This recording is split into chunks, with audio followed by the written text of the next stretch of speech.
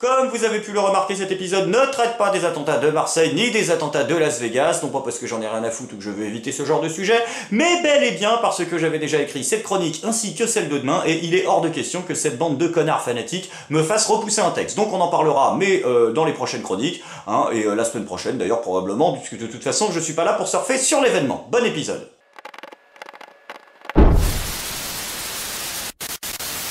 Vive la France, les amis, ce pays absolument magnifique où chaque Français et chaque Française peut chaque jour se remettre en question. Et c'est votre serviteur qui ouvre la marche. Mea maxima culpa, je suis désolé, je vous ai dit hier que les hommes et femmes politiques français n'essayaient même plus d'avoir l'air sympa. Et ben c'était sans compter notre Premier ministre. Soyez attentif à cela. Est-ce que vous seriez attentif justement à préserver une solution française? Est-ce que le shampoing, c'est stratégique? Je ris pas du tout. Je ris pas du tout parce que la question ne serait pas importante pour les salariés ou pour l'économie française, mais parce que quand c'est vous qui la posez, il faut reconnaître que ça surprend. Bon, pardon. Hey, c'est de la merde! C'est absolument lamentable, c'est un bide. Alors, enfin c'est un bide, mais pour un certain nombre de raisons qu'on va t'expliquer. Voilà, petit tuto de 10 secondes, histoire justement que ceux qui veulent arrêter de faire des bides, qui veulent se lancer ou qui veulent rebondir, puissent, voilà.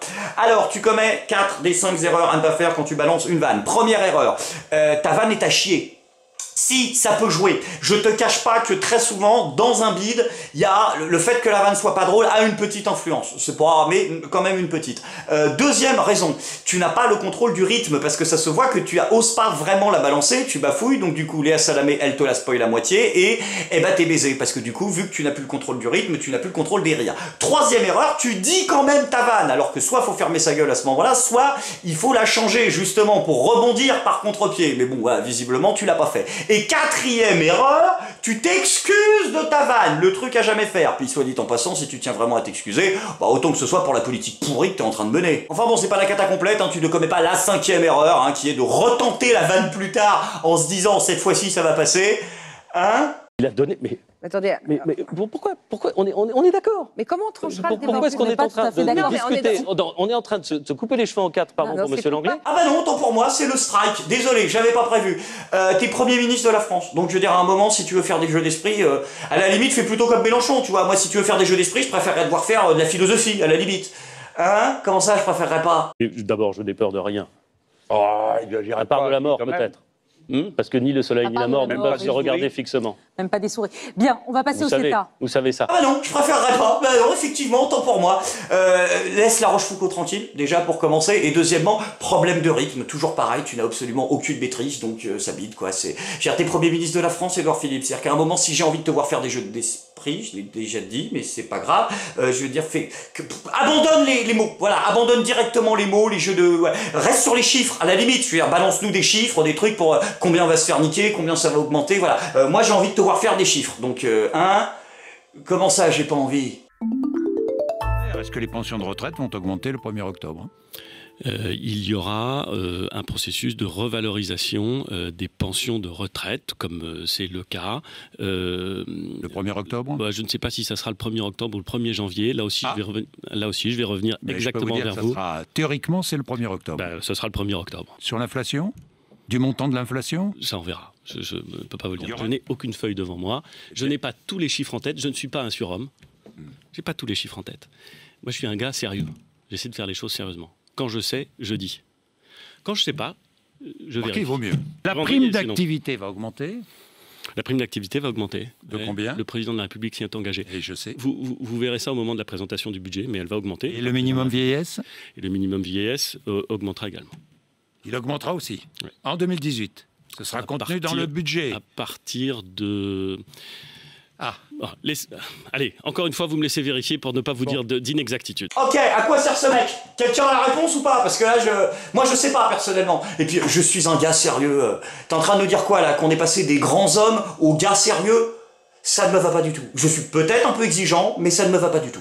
Enfin bon, est-ce qu'on a besoin d'un Premier ministre compétent quand on a un aussi grand président? Un président qui est fort, un président qui est beau, un président qui est populaire, un président qui est dans le cœur de chaque Français et de chaque Française, et bientôt, messieurs, dames, tenez-vous bien, dans la salle à manger de chaque Française et de chaque Français, puisque c'est la première bonne nouvelle du jour. Asseyez-vous les copains, ça va chier. Vous pouvez, attention, officiellement, vous procurer dès maintenant un portrait officiel d'Emmanuel Macron pour 9,50 €. Hop, hop, hop, elle est pas belle la vie. Elle est pas belle. Putain, mais que demande le peuple? Un portrait d'Emmanuel Macron. Ils sont persuadés que des gens vont en acheter. Que vous pouvez mettre où vous voulez, hein, dans votre salon, là, à côté du barbecue pour les fléchettes. Hein. Moi, je l'ai mis dans les chiottes avec mon cœur. J'ai plus le droit au café, donc ça m'aide à pousser le matin. C'est dingue quand même. Hein. Ils sont allés tellement loin dans la libéralisation de la politique que maintenant ils font même du merch. Enfin, libéralisation, mon cochon, parce que le libéralisme, c'est une doctrine économique, mais c'est avant tout une doctrine philosophique qui garantit à chaque citoyen et à chaque citoyenne la possibilité d'exprimer son opinion librement et sans censure.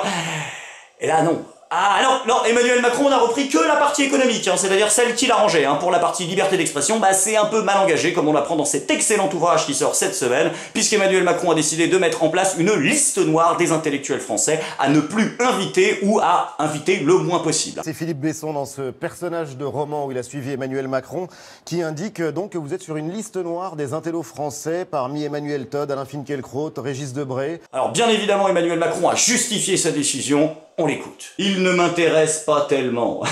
C'est vrai, il t'intéresse pas tellement les journalistes et les éditorialistes. Moi, j'avais un peu l'impression que tu avais basé ta campagne là-dessus, mais c'est pas grave. Ça, il doit parler des autres. Ils sont dans des vieux schémas. Ils regardent avec les yeux d'hier, le monde d'hier. Ah, c'est beau, ça veut rien dire, mais c'est beau. Ils font du bruit avec de vieux instruments. Oui, mais je te rappellerai paradoxalement du blanc que les vieux instruments sont souvent ceux qui produisent le meilleur son, mais c'est pas grave.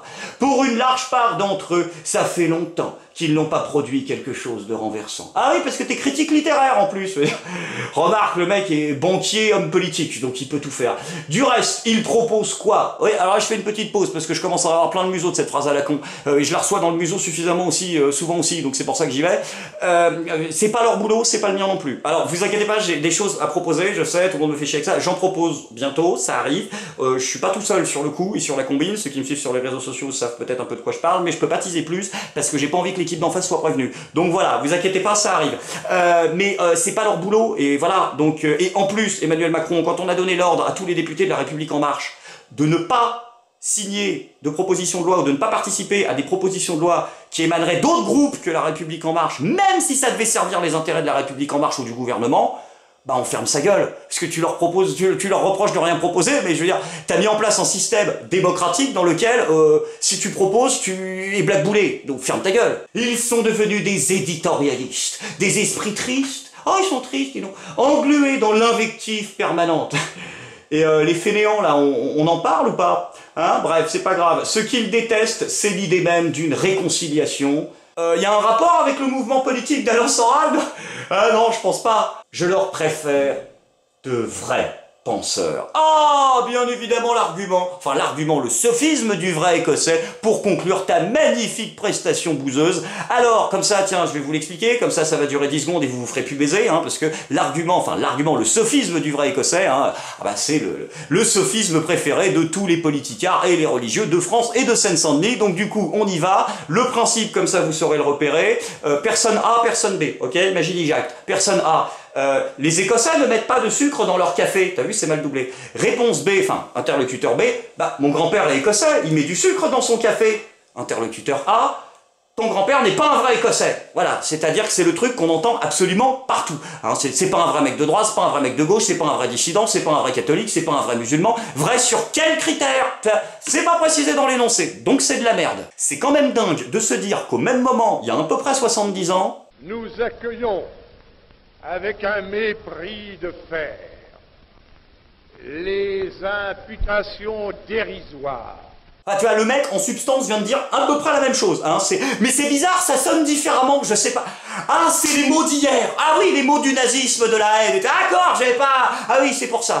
Oublions hier, oublions le passé. Il y a peut-être un moment où il va falloir qu'on se rappelle que si les hommes et les femmes politiques de ce pays arrivent aussi facilement à baiser la France, c'est peut-être tout simplement parce qu'elle a baissé son froc depuis suffisamment longtemps pour que ce soit plus un exploit d'y arriver. Enfin bon, laissons derrière nous le monde du passé, hein. Tout cela c'est avant. Maintenant on est en marche, c'est le progrès, c'est le monde de demain, concentrons-nous sur l'avenir et sur les médias de l'avenir, comme la révolution Twitter. Et oui, Twitter c'est la grande nouvelle, passe à 280 caractères. Attention, 2 fois plus de caractères, 2 fois plus de liberté d'expression, 2 fois plus de démocratie, une innovation technologique sans précédent au service de la liberté d'expression de chaque Français et de chaque Française, une nouvelle révolution que nos hommes et nos femmes politiques, nos députés députés de l'Assemblée nationale n'ont pas eu peur de tester hier toute la journée pour vous en exclusivité afin de savoir si c'est bien sécurisé tout ça. Regardez comment ils sont investis, regardez comment ils la testent la nouvelle application. Et après on nous dit qu'ils sont pas investis. Regarde, ils testent même l'appli photo. C'est pour te dire à quel point ils sont investis. Tout ça pour notre confort, pour notre sécurité. Et après, il y a des fascistes qui vont dire qu'on n'est pas en démocratie. Ah oui, alors bien d'ailleurs, on y est. C'est la bonne nouvelle du jour. On va conclure cette chronique par une bonne nouvelle, comme dans chaque épisode. La bonne nouvelle du jour, nous sommes pas dans une dictature. J'ai eu peur. Effectivement, de plus en plus de Français s'interrogent. Sommes-nous en démocratie? Sommes-nous en dictature? État fasciste? Oligarchie? On ne sait plus. Gérard Collomb, notre ministre, nous a apporté la réponse. Alors, démocratie, oligarchie, dictature, eh ben, aucun des trois, mon camarade, ce sera finalement un despotisme doux. Ouais, un despotisme doux. C'est Gérard Collomb, il a tranché. Oui, il a dit, je ne suis pas opposé à un despotisme doux. Mais c'est doux, donc ça va, regarde, il y a de la vaseline, c'est doux, donc c'est bon. Dictature à la cool. 4e Reich au KLM. Donc c'est bon, je dédie cet épisode d'ailleurs à tous mes amis qui vont aller manifester dans quelques jours contre cette ignoble loi travail. Soyez rassurés, nous ne vivons pas dans un état fasciste, vous ne craignez rien, nous ne sommes pas dans un état policier, tout va bien, les flics ne gazent pas les manifestants, ils font juste du jardinage. Vive la France!